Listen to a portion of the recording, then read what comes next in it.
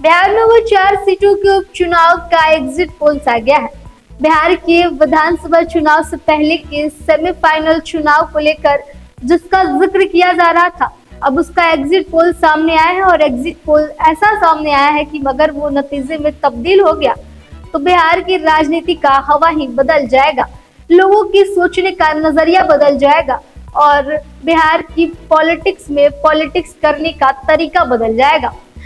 क्या है पूरी खबर, वो आपको विस्तार से बताएंगे। एग्जिट पोल्स क्या कुछ कह रहे हैं बिहार की 4 सीटों के बारे में वो बताएंगे, लेकिन उससे पहले नमस्कार, आप सीधी युग न्यूज देख रहे हैं, मैं आपके साथ प्रिया। बता दें आपको कि बिहार में हो रहे 4 विधानसभा सीटों के उपचुनाव के अब जाकर के एग्जिट पोल सामने आए हैं। एग्जिट पोल सामने आने के बाद से लोग जो है वो ये सोचने पर मजबूर हो गए हैं कि अगर इसी तरीके का सेम चीज अगर बिहार विधानसभा में होता है तो फिर कितनी बड़ी उलटफेर होने वाली है। इस चीज को लेकर के आपको बताएंगे। बिहार के सियासत में ये उपचुनाव सियासी उपचुनाव के तौर पर देखा जा रहा था, सेमीफाइनल के तौर पर देखा जा रहा था।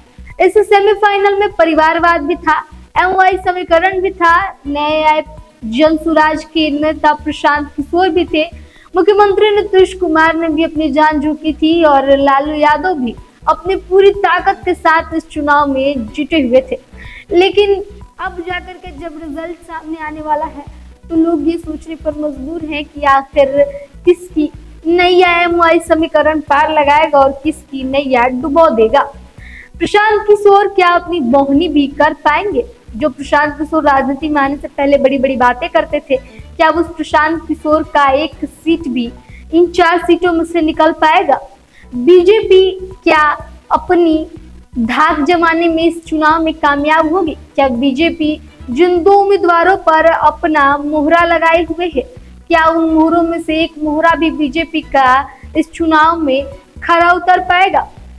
सबसे बड़ी अग्नि परीक्षा तो जीतन राम मांझी की होने वाली है। जीतन राम मांझी की सीट पर उनकी बहू चुनाव लड़ रही है।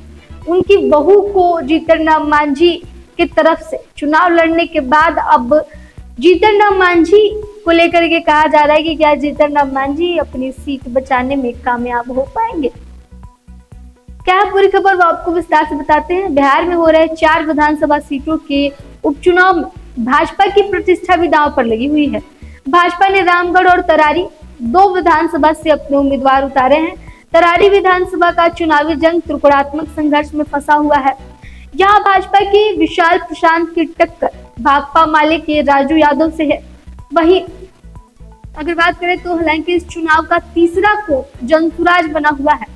अब जनसुराज के उम्मीदवार किरण देवी स्वर्ण का कितना वोट काटती है, उसका सीधा असर भाजपा के उम्मीदवार पर पड़ेगा।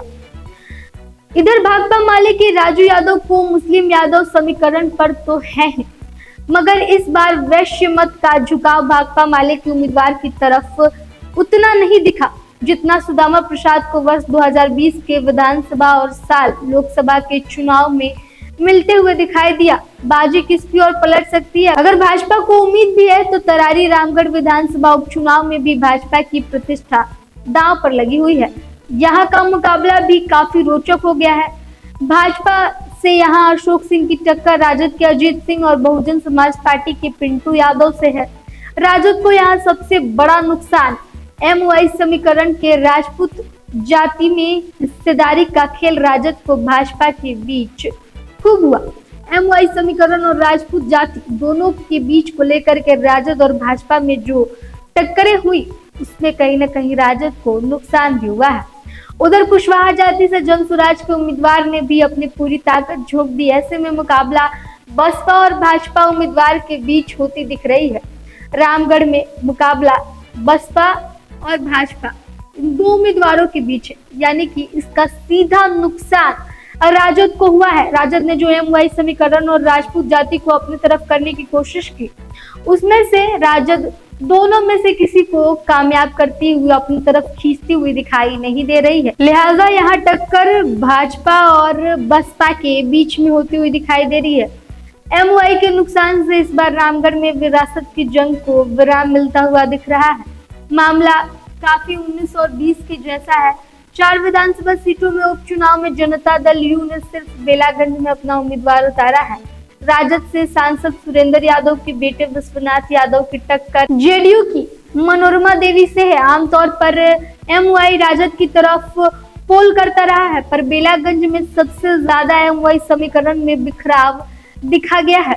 जेडीयू की उम्मीदवार मनोरमा देवी खुद यादव जाति से हैं, इसलिए एमवाई वोट बैंक में सेंधमारी की। मुस्लिम मत में भी यही जनसुराज के उम्मीदवार मोहम्मद अमजद और एआईएमआईएम के उम्मीदवार मोहम्मद जमील में बट गया है।